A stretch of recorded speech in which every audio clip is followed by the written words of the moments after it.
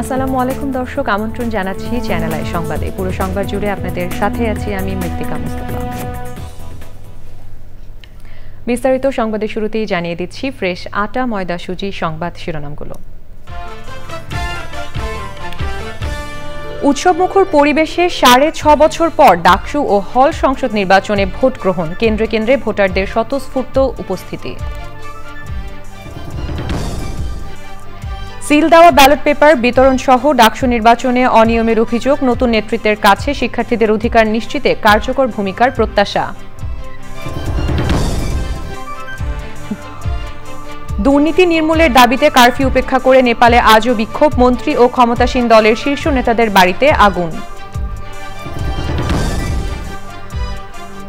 সবুজে সাজায় বাংলাদেশ স্লোগানে বগুড়ায় প্রকৃতি ও জীবন ক্লাবের বৃক্ষরোপণ, উদ্যোগের ভূয়সী প্রশংসায় বিশিষ্টজনেরা। এবং আমিরাতে এশিয়া কাপ টি-20 ক্রিকেটের 17তম আসরের পর্দা উঠছে রাতে, উদ্বোধনী ম্যাচে মুখোমুখি আফগানিস্তান ও হংকং।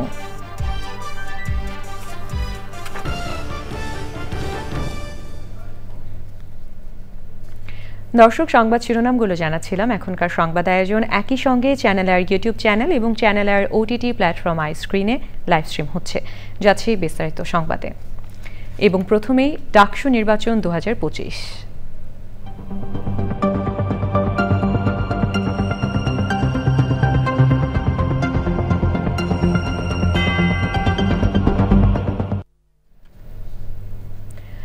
প্রায় ৬.৫ বছর পর ভিন্ন রাজনৈতিক প্রেক্ষাপটে ঢাকা বিশ্ববিদ্যালয়ের কেন্দ্রীয় ছাত্র সংসদ ডাকসু ও হল সংসদ নির্বাচনে ভোট গ্রহণ চলছে।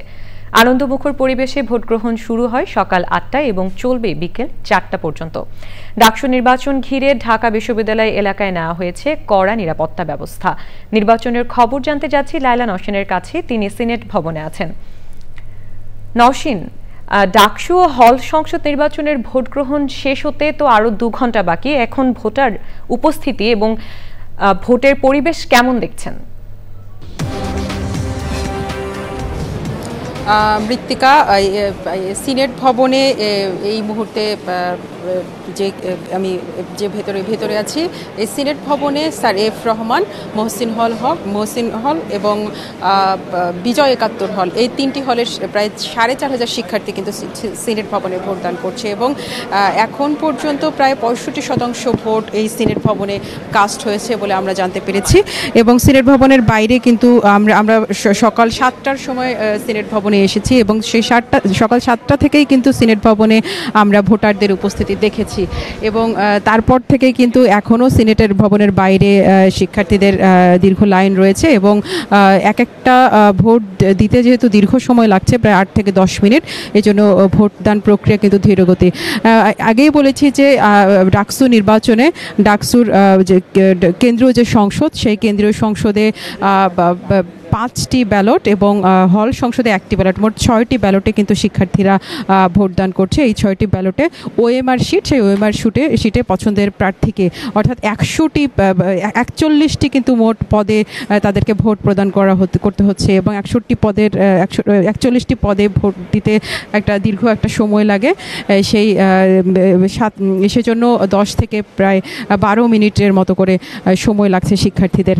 এবং এর আগে আমরা বিভিন্ন কেন্দ্র পরিদর্শন করেছি, সেই কেন্দ্রগুলোতে আমরা দেখেছি ভোটারদের ব্যাপক উপস্থিতি, বিশেষ করে নারী ভোটারদেরও ব্যাপক উপস্থিতি আমরা দেখেছি বিভিন্ন কেন্দ্রে।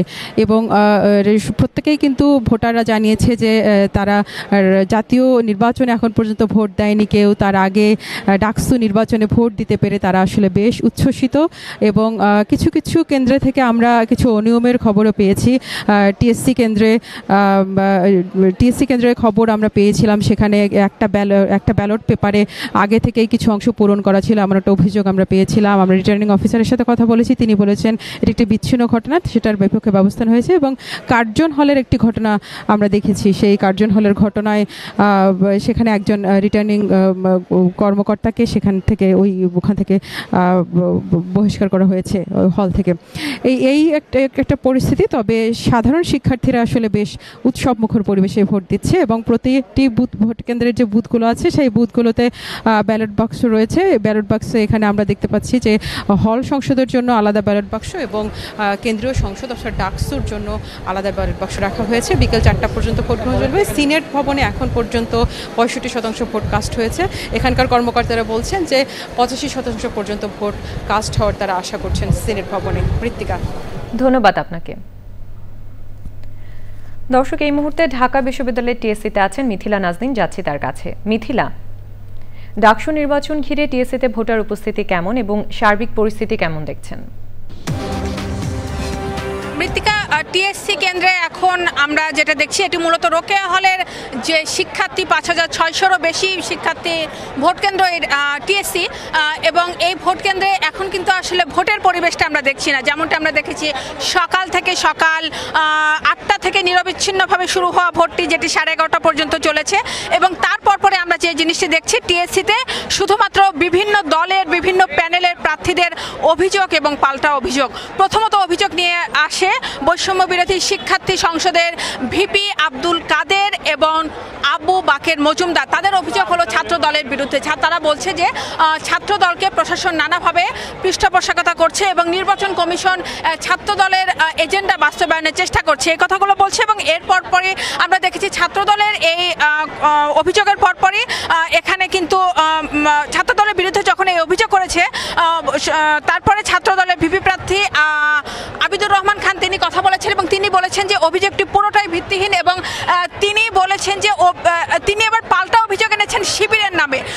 বলছে যে শিবির নানাভাবে নির্বাচনকে বিতর্কিত করার চেষ্টা করছে। প্রার্থীদের অনেকে কিন্তু ভোট কেন্দ্রে গিয়ে ব্যালট পেপারে শিবিরের সিল দেখেছে, এ ধরনের অভিযোগ আবিদুল ইসলাম খান করেছেন। এবং আবিদুল ইসলাম খানের অভিযোগের প্রেক্ষিতে তারপরই শিবির সমর্থিত প্যানেলের জিএস প্রার্থী ফরহাদ হোসেন কথা বলেছেন। ফরহাদ হোসেন এই অভিযোগকে পুরো নাকচ করে বলছে যে ছাত্র দল মূলত শিবিরকে বিতর্কিত করার জন্য নানাভাবে নাটক করছে। তারা হলো ব্যালট পেপারে শিবিরের সিল মেরে শিবিরকে বিতর্কিত করার চেষ্টা করছে। এরকমভাবে অভিযোগ এবং পাল্টা অভিযোগের পরিবেশ আসলে টিএসসিতে, এবং এত অভিযোগ পাল্টা অভিযোগের প্রেক্ষিতে কিছুক্ষণ আগে কিন্তু ছাত্র দল অভিযোগ করেছে এখানে যারা নির্বাচন সংশ্লিষ্ট যারা আছে তাদের নামে। তো সব মিলিয়ে ভোটের পরিবেশের চাইতে অভিযোগের পরিবেশটা এখন এখানে বেশি। মৃত্তিকা, ধন্যবাদ আপনাকে। জুলাই গণঅভ্যুত্থানের পর ভিন্ন এক বাস্তবতায় কেন্দ্রীয় ছাত্র সংসদের প্রতিনিধি নির্বাচনে ভোট দিচ্ছেন ঢাকা বিশ্ববিদ্যালয়ের শিক্ষার্থীরা। ভোটের পরিবেশ নিয়ে সন্তোষ জানিয়েছেন প্রার্থীদের অনেকেই। তবে অব্যবস্থাপনা এবং ব্যবস্থা নেওয়ার ক্ষেত্রে অবহেলার অভিযোগও তুলেছেন কোনো প্রার্থী। সাদি মাহমুদ জানাচ্ছেন, দীর্ঘ 6 বছর পর নিজেদের প্রতিনিধি নির্বাচন করছেন ঢাকা বিশ্ববিদ্যালয়ের শিক্ষার্থীরা। জুলাই গণ অভ্যুত্থানে বিশ্ববিদ্যালয়টির শিক্ষার্থীরা যে অবস্থান নিয়েছিলেন, তারপর ডাকসু নির্বাচন গোটা দেশের রাজনীতির জন্যই গুরুত্বপূর্ণ হয়ে উঠেছে। ইতিমধ্যেই রোকেয়া হল সম্পর্কে একটা ঘোরতর অভিযোগ আমাদের কাছে এসেছে এবং আমি রোকেয়া হলের ভিতরে চিফ রিটার্নিং অফিসার কর্মকর্তার অনুমতি নিয়ে প্রবেশ করেছি এবং সেই ঘটনার সত্যতা আমি পেয়েছি। একজন শিক্ষার্থী, তাকে যখন ব্যালট দেওয়া হয়েছে, সে যখন ব্যালট নিয়ে গিয়েছে ভোট কেন্দ্রে বুথে প্রবেশ করেছে, তারপর গিয়ে দেখতে পেল সাদিক কায়েম এবং ফরহাদের ব্যালটে আগে থেকে ক্রস চিহ্ন দেওয়া আছে। তো সুতরাং যেটা বর্তমান নতুন বাংলাদেশের রাজনৈতিক পরিপ্রেক্ষিতে যেটা অশনির সংকেত। বিশ্ববিদ্যালয় প্রশাসন বলেছিল এখানে কোনো ধরনের বুথ বসা যাবে না কোনো প্রার্থীর, এবং একই সাথে কোনো 100 মিটার মধ্যে স্লিপ দেওয়া যাবে না, কিন্তু আমরা তার ব্যর্থ দেখতে পেয়েছি। একটা ছাত্র সংগঠন সেটা ভঙ্গ করেছে।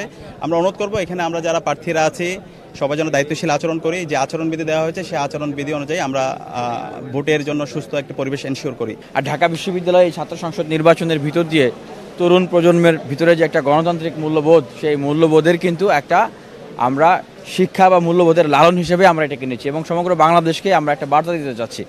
আমার মনে হয়েছে যে খুব স্বতঃস্ফূর্তভাবে মানে ভোটাররা অংশগ্রহণ করছেন এবং আজকের যে গরম আমার মনে হয় যে ভোট কেন্দ্র যদি আরেকটু বাড়ানো হতো উনাদের ভোগান্তিটা কমে যেত। উৎসবমুখর পরিবেশে শিক্ষার্থীদের পাশাপাশি ভোট দেন প্রার্থীরাও। আপনারা জানেন গত 17 বছরে 4.5 কোটি তরুণ প্রজন্মের 4.5 কোটি ভোটার তারা কখনো ভোটাধিকার প্রয়োগ করতে পারেনি।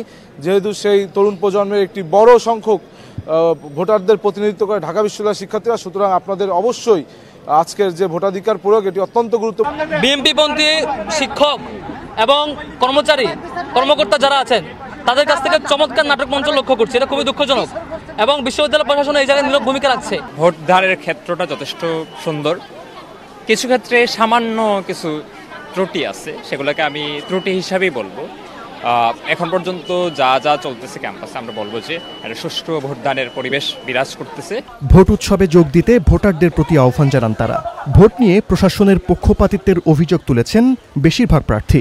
গতকালকে রাতে 10:30 বাজে আমাকে পোলিং এজেন্টের লিস্ট দেওয়া হয় এবং সেখানে যে পোলিং এজেন্টকে আমরা মেয়েদের কেন্দ্রে দিয়েছি তাকে ছেলেদের কেন্দ্রে দিয়ে দেওয়া হয়েছে, এক কেন্দ্রের পোলিং এজেন্টকে আরেক কেন্দ্রে দিয়ে দেওয়া হয়েছিল এবং প্রচণ্ড রকমের বিশৃঙ্খলা তৈরি হয়ে যায়। আজকে এসে দেখেছি যে কিভাবে এত বিশৃঙ্খল একটা ডাকসু নির্বাচন হয়। আমরা একটা বিশৃঙ্খল ডাকসু নির্বাচন কখনো কাম্য করি না। এত ধরনের ষড়যন্ত্রের পরও শিক্ষার্থীরা স্বতঃস্ফূর্তভাবে এই তীব্র গরমের মধ্যে তারা ভোট দিতে এসেছেন। আমাদের 21 হলে সেখানে আগে থেকে ব্যালট পূরণ করে রাখা হয়েছে এবং সেখানে একজন কর্মকর্তা চিফ রিটার্নিং অফিসার উনি জড়িত ছিলেন। বিচ্ছিন্ন কিছু ঘটনার অভিযোগের বিষয়টি উল্লেখ করেছেন চিফ রিটার্নিং অফিসার। একটা হচ্ছে রোকেয়া হল এবং আরেকটা হচ্ছে অমর 21 হল, সেখানে কিছু একটা ব্যত্যয় ঘটেছে। আমরা সাথে সাথে প্রক্টোরিয়াল বডি যারা ছিল তাদেরকে বলেছি যাতে এটা না হয়।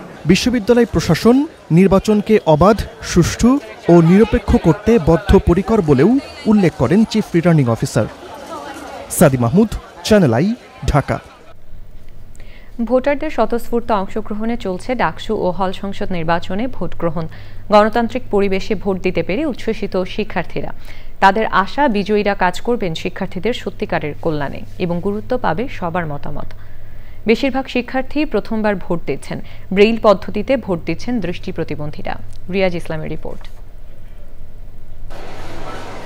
বহু প্রতীক্ষিত বাংলাদেশের দ্বিতীয় সংসদ খ্যাত ডাকসু নির্বাচন ঘিরে সকাল থেকে আগ্রহ উচ্ছ্বাস নিয়ে ভোট কেন্দ্রগুলোতে শিক্ষার্থীদের দীর্ঘ লাইন। ডাকসু গণতান্ত্রিক চর্চার এক অনন্য উদাহরণ জানিয়ে শিক্ষার্থীরা বলছেন, নেতৃত্ব বাছাইয়ের এই সুযোগ শিক্ষার্থীদের হাতে নতুন প্রত্যাশার দুয়ার খুলে দিয়েছে। ভালো কিছু করেছে ক্যাম্পাসের জন্য, আমাদের ভার্সিটির জন্য, দেশের জন্য। যাদের একটু কাজ করার ইচ্ছা আছে, যে তারা ভালো কিছু দিতে চায়, তো তাদেরকে দেওয়ার চেষ্টা করেছি। ক্যাম্পাস আসার পর একটা ডাকসু পাচ্ছি, এটা তো আসলে একটা আনন্দের বিষয়। এটা আমাদের একটা উৎসবমুখর পরিবেশ সৃষ্টি করছে। যারা নির্বাচিত হবে তাদের সবাইকে আমরা অভিনন্দন জানাতে প্রস্তুত। আসলে দেখে শুনে বাছাই করেছি, যেটা অনেক রিসার্চ করে কাকে দেয়া যায় না যায়। যেহেতু ডাকসু নির্বাচনে যারা আছে ওরাই আমাদের আগামী প্রজন্মের, আমাদের ঢাকা বিশ্ববিদ্যালয় অ্যাটলিস্ট ভবিষ্যৎ। অনাবাসিক ভোটারদেরও উপস্থিতি ছিল উল্লেখযোগ্য। অনাবাসিকরা সবাই আসছেন, সেই জায়গাতে অনেক একটা পজিটিভ একটা ভাইব আছে। ডাকসুর যে আমেজ, এটা পুরো একটা ঈদের মতো, একটা আনন্দ উৎসবের মতো শুরু হয়েছে। ডাকসু নির্বাচনের মতো জাতীয় নির্বাচনেও ব্রেইল পদ্ধতিতে ভোট দিতে চান দৃষ্টি প্রতিবন্ধীরা। ব্রেইলের মাধ্যমে আজকে আমার শান্তি মতো, আজকে আমার স্বাধীনতায় আমি আমার ইচ্ছা মতো আমি ভোট দিতে পেরেছি। শিক্ষার্থীদের আশা, শিক্ষার্থীদের অধিকার, নিরাপত্তা, পরিবহন, আবাসন এবং শিক্ষার সুষ্ঠু পরিবেশ নিশ্চিতে কার্যকর ভূমিকা রাখবে ডাকসুর নতুন নেতৃত্ব। রিয়াজ ইসলাম, চ্যানেল আই, ঢাকা। ডাকসু নির্বাচনে ছাত্রদল সমর্থিত প্যানেল জয়ী হবে বলে আশাবাদী বিএনপির স্থায়ী কমিটির সদস্য গয়েশ্বর চন্দ্র রায়। সকালে রাজধানী শেরেবাংলা নগরে জাতীয়তাবাদী মহিলা দলের প্রতিষ্ঠা বার্ষিকী উপলক্ষে শহীদ প্রেসিডেন্ট জিয়াউর রহমানের সমাধিতে শ্রদ্ধা নিবেদন শেষে তিনি বলেন, ডাকসুর মতো আগামী জাতীয় নির্বাচনও উৎসবমুখর হবে। বিএনপি আগামী জাতীয় নির্বাচনে বিজয়ী হলে স্বনির্ভর দেশ গড়বে বলেও মন্তব্য করেন তিনি।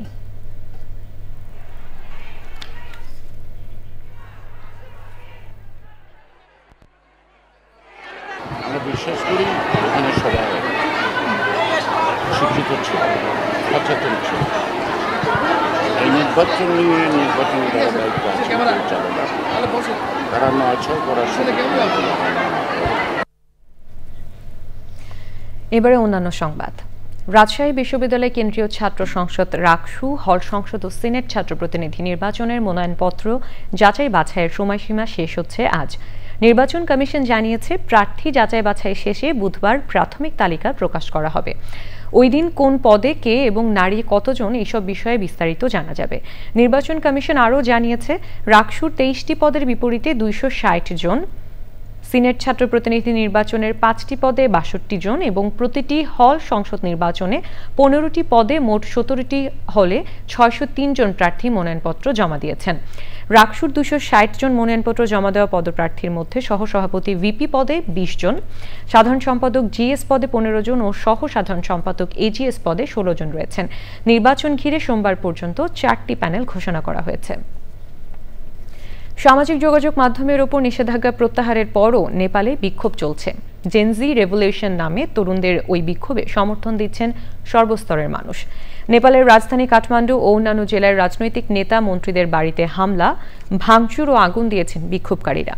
ইন্দোনেশিয়ার বিভিন্ন শহরে সরকার বিরোধী বিক্ষোভে গত কয়েকদিনে 10 জনের মৃত্যু হয়েছে। অপসারণ করা হয়েছে 5 মন্ত্রীকে। সরকার বিরোধী আন্দোলন চলছে পশ্চিম এশিয়ার দেশ তুরস্কেও। সুদীপ্তা মাহমুদ জানাচ্ছেন বিস্তারিত।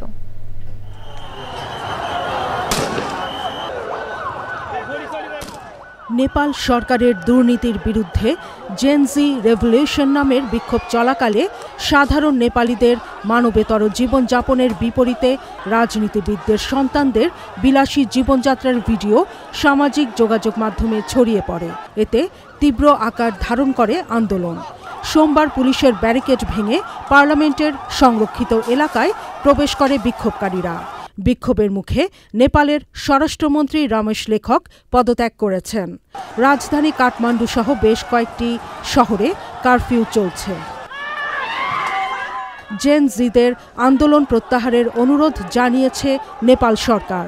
নেপালে প্রবাসী ভারতীয় নাগরিকদের সতর্কতা অবলম্বনের আহ্বান জানানো হয়েছে। বিক্ষোভের জেরে বাংলাদেশ নেপাল ম্যাচ স্থগিত ঘোষণা করা হয়েছে। হোটেলে নিরাপদে আছে বাংলাদেশ ফুটবল দল। বিকেলে বিমানের ফ্লাইটে দেশে ফিরবেন ফুটবলাররা। ইন্দোনেশিয়ায় জীবনযাত্রার ব্যয় বেড়ে যাওয়া ও সামাজিক বৈষম্যের বিরুদ্ধে বিক্ষোভ করছেন বিভিন্ন শ্রেণী পেশার মানুষ। গত সপ্তাহে বিক্ষোভ চলাকালে রাইডার অ্যাপ গোজেকের চালক আফফান কুর্নিয়াওয়ান পুলিশের গাড়ি চাপায় নিহত হন।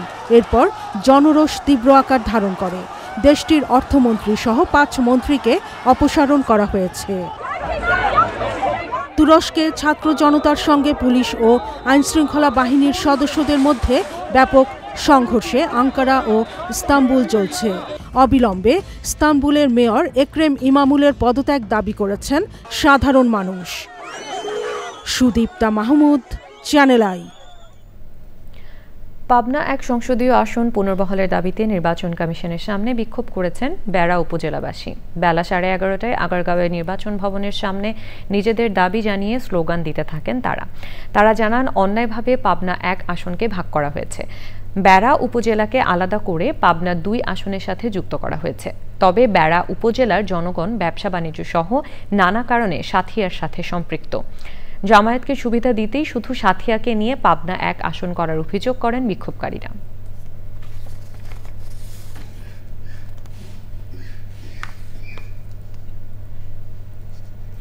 প্রধান নির্বাচন কমিশনার এএমএম নাসির উদ্দিন বলেছেন, প্রবাসীদের ভোটাধিকার প্রয়োগের সব উদ্যোগ নেওয়া হয়েছে। আগামী নির্বাচনে নিশ্চিন্তে ভোট দিতে পারবেন তারা। স্থানীয় সময় সোমবার দুপুরে টরন্টোর বাংলাদেশ কনসুলেট অফিসে স্মার্ট কার্ড বিতরণ কর্মসূচি উদ্বোধন করে সিএসি আরও বলেন, নির্বাচন কমিশন অবাধ, সুষ্ঠু ও নিরপেক্ষ নির্বাচনের জন্য সকল ধরনের প্রস্তুতি নিয়ে এগিয়ে চলেছে।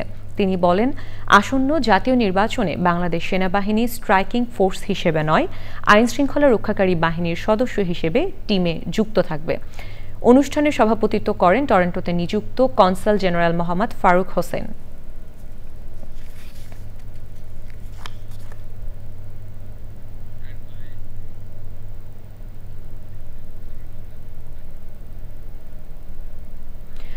জুলাই গণঅভ্যুত্থানে মানবতা বিরোধী অপরাধের মামলায় শেখ হাসিনা সহ 3 আসামির বিরুদ্ধে সাক্ষ্য দিয়েছেন ঢাকার অতিরিক্ত chief metropolitan magistrate Zakir Hossain ও চিকিৎসক সিরাজুল সালেহিন।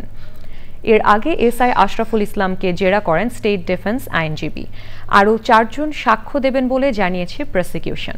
বিচারপতি গোলাম মর্তুজা মজুমদারের নেতৃত্বে ট্রাইব্যুনাল 1-এ এই মামলায় এখন পর্যন্ত সাক্ষ্য দিয়েছেন 41 জন। সকালে ট্রাইব্যুনাল হাজির করা হয় মামলায় রাজসাক্ষী চৌধুরী আব্দুল্লাহ আল মামুনকে। এদিকে জুলাই আন্দোলনের প্রথম শহীদ আবু সাইদের মামলায় 4র্থ দিনের সাক্ষ্য গ্রহণ চলছে ট্রাইব্যুনাল 2-এ। এই মামলায় কারাগারে থাকা 6 আসামিকে হাজির করা হয়েছে।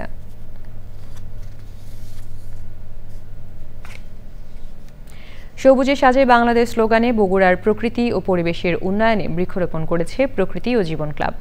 মোবাইল নেটওয়ার্ক অপারেটর বাংলালিংকের সহায়তায় সবুজ প্রকৃতি গড়ার কর্মসূচিতে সর্বস্তরের মানুষের স্বতঃস্ফূর্ত অংশগ্রহণে বেগবান হচ্ছে পরিবেশ রক্ষার আন্দোলন। উদ্যোগের ভূয়সী প্রশংসা করে বিশিষ্টজনেরা বলছেন, এতে প্রকৃতি ও পরিবেশ রক্ষায় অনুপ্রাণিত হচ্ছে তরুণ প্রজন্ম। রৌফ জালালের তথ্য ভিডিও চিত্রে আফরোজা হাসির রিপোর্ট।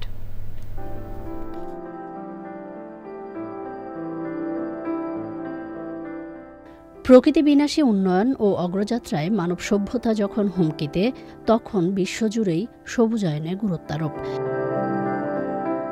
সংকটে থাকা পরিবেশ প্রতিবেশ রক্ষায় বাংলালিংকের সহায়তায় সারা দেশের মতো বগুড়ায়ও প্রকৃতি ও জীবন ক্লাবের বৃক্ষরোপণ অভিযান। সবুজে সাজাই বাংলাদেশ এই প্রতিপাদ্যে বগুড়া জেলায় বৃক্ষরোপণ কর্মসূচি পালন করেছে প্রকৃতি জীবন ক্লাব। সবুজ পরিবেশে যদি আমরা কাজ করি, আমাদের কর্মক্ষমতা 15% বেড়ে যায়। বিশাল ব্যাপার। কিন্তু সবুজ যদি আমাদের অফিসের চারপাশে থাকে, আমাদের বাড়ির চারপাশে থাকে, আমাদের মানসিক স্বাস্থ্য এবং আমরা অনেক ভালো থাকি। এবং এই কারণেই কিন্তু আমাদের বৃক্ষরোপণ কর্মসূচিকে এগিয়ে নিয়ে যেতে হবে সারা বাংলাদেশব্যাপী। আসুন আমরা সবুজে সারা বাংলাদেশটাকে ছেয়ে ফেলি। পরিবেশ রক্ষার অভিযাত্রায় নতুন প্রজন্মকে যুক্ত করতে বিভিন্ন শিক্ষা প্রতিষ্ঠানে সবুজ উৎসব। এই গাছটি দিয়েছে, আমি এতে অনেক খুশি। এই গাছটা আমরা নিয়ে যে বাসায় লাগাবো। এই গাছটি আমি পেয়ে অত্যন্ত খুশি। তারা আমাদের প্রতিষ্ঠানে এসে আমাদের বৃক্ষরোপণ করেছে এবং শিক্ষার্থীর মাঝে গাছ বিতরণ করেছে। চ্যানেল আই প্রকৃতি জীবনকে জানা স্কুলের পক্ষ থেকে অভিনন্দন। প্রকৃতির ভারসাম্য রক্ষার জন্য এগুলো গাছ লাগান এবং অক্সিজেন পাই আমরা এই গাছ থেকে, এজন্য বেশি করে গাছ আমরা লাগাই এবং জীবন রক্ষা করি। এই যে লার্নিংটা ওরা এখন থেকে পেয়ে যাচ্ছে, আশা করি ভবিষ্যতে ওদের মাধ্যমেও এটা সমাজে ছড়িয়ে পড়বে এবং আমি এই উদ্যোগকে সাধুবাদ জানাই এবং আমরা এটার সাথে থাকতে পেরে আনন্দিত। সবুজায়নের এমন উদ্যোগকে সময়োপযোগী ও অনুকরণীয় বলেন বিশিষ্টজনরা। গাছ যখন আমরা রোপণ করব, সেই গাছ আমাদের ছায়া দেবে, সেই গাছ থেকে অক্সিজেন তৈরি হবে এবং সবার জন্য একটি উপকারী একটি বিষয়। আর গাছ মানুষের প্রকৃত বন্ধু। গাছ কিন্তু মানুষের ক্ষতি করে না, মানুষকে শুধু দিয়েই যাচ্ছে, বরঞ্চ আমরাই কিন্তু গাছের ক্ষতি করছি। সেজন্য আমরা এই ধরনের প্রকৃতি ধ্বংস করব না, প্রকৃতিকে রক্ষা করব। এবং ক্লাইমেট চেঞ্জের কারণে ওয়ার্মিং বেড়ে যাচ্ছে, সেটা গাছ লাগানোর মাধ্যমে সেটা ভারসাম্য রক্ষা পাবে। টেকসই অগ্রযাত্রা নিশ্চিতে বৃক্ষরোপণ পরবর্তী পরিচর্যায় গুরুত্ব আরোপ করেন সচেতন মহল। আফরোজা হাসি, চ্যানেল আই। দর্শক, এবারে চলে যাচ্ছি বিরতিতে এবং বিরতির পর থাকছে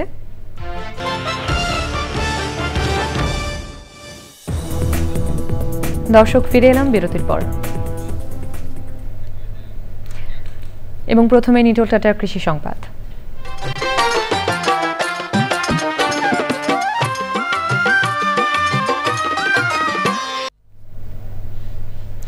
দেশের অন্যতম সবজি উৎপাদন অঞ্চল যশোরে সবজি সংকট দেখা দিয়েছে। চলতি মৌসুমে অতিবৃষ্টি, শিলাবৃষ্টি এবং জলাবদ্ধতার কারণে জেলার বিস্তীর্ণ এলাকার আগাম সবজি ক্ষেত ব্যাপক ক্ষতির মুখে পড়েছে। এতে এই অঞ্চলের কৃষক আগাম শীতকালীন সবজি উৎপাদনে পিছিয়ে পড়েছেন। এখন দেখবেন প্রকৃতি সংবাদ।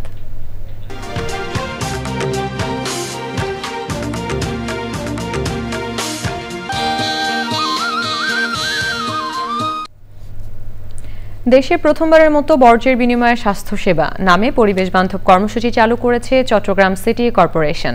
সিটি কর্পোরেশনের সার্বিক সহযোগিতা ও বিদ্যানন্দ ফাউন্ডেশনের উদ্যোগে নগরীর 2 নম্বর গেটের কসমোপলিটন এলাকায় কর্মসূচি উদ্বোধন করেন city mayor doctor Shahadat Hossain. কর্মসূচির আওতায় প্রান্তিক জনগোষ্ঠী প্লাস্টিক বর্জ্যের বিনিময়ে এই হাসপাতাল থেকে স্বাস্থ্যসেবা পাবেন। সে সময় সিটি কর্পোরেশন ও বিদ্যানন্দ ফাউন্ডেশনের কর্মকর্তারাও ছিলেন। এবারে খেলার খবর।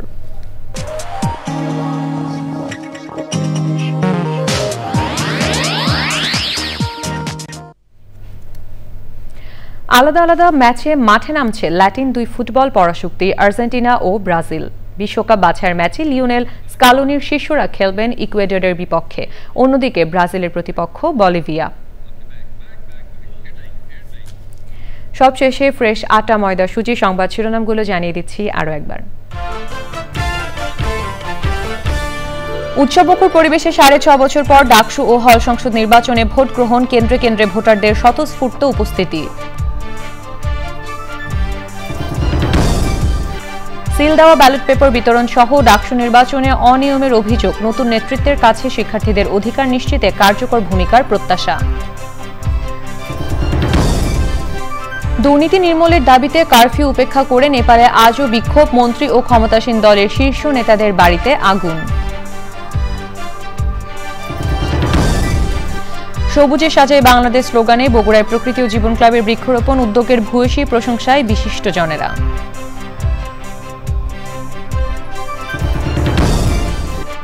এবং আমিরাতে এশিয়া কাপ টি-20 ক্রিকেটের 17তম আসরে পর্দা উঠছে, রাতে উদ্বোধনী ম্যাচে মুখোমুখি আফগানিস্তান ও হংকং।